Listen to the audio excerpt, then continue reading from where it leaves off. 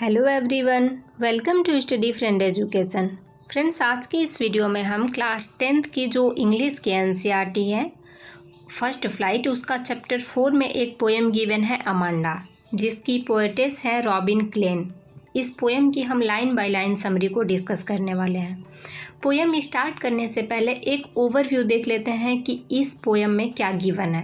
Friends, इसमें एक young girl है अमांडा, जिसको उसकी मदर के द्वारा इंस्ट्रक्ट किया जाता है। लाइक हम सबको हमारे पेरेंट्स को समझाते रहते हैं कि ये मत करो, वो मत करो, नंगे पैर मत चलो, बारिश में मत भीगो, बहुत सारी चीज़ें होती हैं। कई बार हम लोग उन चीज़ों से फ्रस्ट्रेट हो जाते हैं कि हर बात पे हम लोग को समझाया जा रहा है।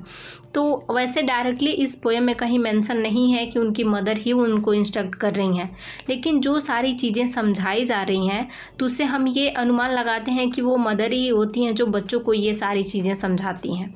अब चलिए पोएम स्टार्ट करते हैं। Don't bite your nails, Amanda. Don't hunch your shoulders, Amanda. Stop that slouching and sit up straight, Amanda. यहाँ पे आप लोगों को लग रहा होगा कि उनकी मदर उनको क्या कर रही हैं, इंस्ट्रक्ट कर रही हैं। ये इस टोन में उनको बोलती हैं कि जो तुम्हारे नेल्स हैं इनको बाइट मत करो और अपने शोल्डर्स को बेंड मत करो, यानी कि झुको मत। स्टॉप दैट स्लाउचिंग, और ये जो स्लाउचिंग ऑकवर्ड मैनर में बैठी हुई हो ये मत बैठो, सीधा स्ट्रेट बैठो। तो जब अमांडा की मदर ये सारी चीज़ें उनको इंस्ट्रक्ट कर रही होती हैं, नेल बाइटिंग करने को मना करती हैं, शोल्डर बेंडिंग के लिए मना करती हैं, सीधा बैठने को बोलती हैं, उस समय अमांडा कुछ और ही इमेजिन करने लगती हैं। अमांडा इमेजिन करती हैं, देयर इज ए लैंग्वेज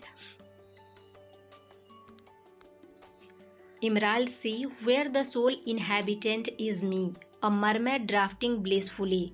जो अमांडा है वो इमेजिन करती हैं कि एक रिलैक्स सा ब्राइट ग्रीन सी है जहाँ पे ये मरमेड है और ये वहाँ पे अकेले रहती हैं और ये स्लोली और हैप्पीली वहाँ पे मूव कर रही हैं। यानी कि ये अपने आप को एज अ मरमेड इमेजिन करती हैं जो कि एक ग्रीन ब्राइट सी में बहुत खुशी से और हैप्पीली क्या कर रही हैं, मूव कर रही हैं।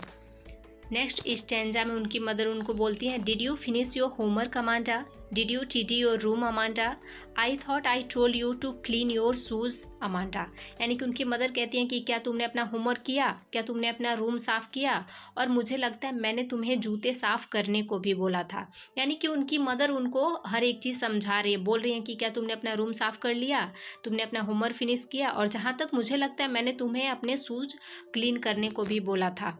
फिर अमांडा कुछ इमेजिन करने लगती हैं। वो इमेजिन करती हैं, I am N orphan roaming the street, यानी कि अपने आप को ऑर्फन इमेजिन करती हैं। ऑर्फन इन द सेंस कि वो फ्री फील करती हैं कि कोई नहीं है उनको रोकने टोकने वाला, और वो स्ट्रीट पे रोम कर रही हैं। I pattern soft dust with my hurst bare feet, यानी कि ये इमेजिन करती हैं कि वो जो सॉफ्ट सा डस्ट होता है, तो कई बार हम लोग पैरों से कुछ ना कुछ उस पर पैटर्न वगैरह बनाते हैं, तो ये इमेजिन करती हैं कि ये अपने पैरों से उस पर बहुत ही जो क्वाइट सा स्टील सा जो डस्ट है उस पर क्या कर रही हैं, कोई पैटर्न बना रही हैं। The silence is golden, the freedom is sweet, और इनको वो जो साइलेंस है वो शांति है, यानी कि कोई रोकने टोकने वाला नहीं है, तो उनको वो सारी चीज़ें बहुत ही अच्छी लग रही हैं।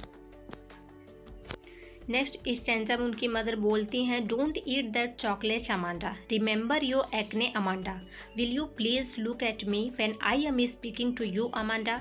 उनकी मदर कहती हैं कि चॉकलेट मत खाओ अमांडा, तुम्हें अपने पिंपल्स भूल गए, यानी कि अपने पिंपल्स याद रखो, जब तुम चॉकलेट खाती हो तो तुम्हें पिंपल्स हो जाते हैं, और जब मैं बात कर रही हूँ तो तुम मेरी तरफ देखो। तो ऐसे कई बार होता है, हमारे गार्जियन हमसे कुछ कह रहे होते हैं, हमारा ध्यान कहीं और होता है, तो ऐसे बोलते हैं कि जब मैं बात करूँ तो मेरी तरफ ध्यान दो। तो ऐसे उनकी मदर उनको ये सारी चीज़ें चॉकलेट खाने से मना करती हैं, कहती हैं कि तुम चॉकलेट खाती हो तुम्हें पिंपल हो जाता है, इसलिए चॉकलेट नहीं खाना है तुमको, जब मैं बात करूँ तो मेरी तरफ देखो। फिर वो क्या इमेजिन करती हैं, फिर जब इनकी मदर उनको चॉकलेट खाने से मना करती हैं तो जो अमांडा है वो इमेजिन करने लगती हैं कि ये रपुंजल है। रपुंजल की स्टोरी आप लोग सुने होंगे कि वो एक उसमें टावर जो रहता है वहाँ पे वो लड़की रहती है, तो कह रहा है, I am Rapunzel, I have not a care, यानी कि ये रपुंजल अपने आप को इमेजिन करती हैं और इनको किसी बात की कोई परवाह नहीं है। Life in a tower is tranquil and rare, यानी कि इमेजिन करती हैं जो टावर में इनकी लाइफ है वो बहुत ही ज़्यादा शांत है और अनयूजुअल है, यानी कि कॉमन लाइफ नहीं है, सबसे अलग है।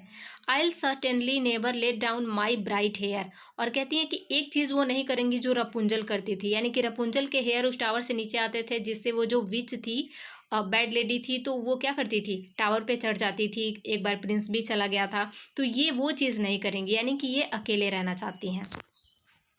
फिर उनकी मदर बोलती हैं, stop that sulking at once Amanda, you are always so moody Amanda, anyone would think that I nagged at you Amanda. यानी कि उनकी जो मदर है वो उनको बोलती हैं कि ये जो तुम्हारा बैड मूड है इसको ठीक करो, तुम बहुत ही ज़्यादा मूडी हो, और जब तुम ऐसे रहोगी तो ये लगेगा, लोगों को ये लगेगा, कोई सोचेगा कि मैंने तुम्हें परेशान किया है, मैंने तुम्हें सताया है।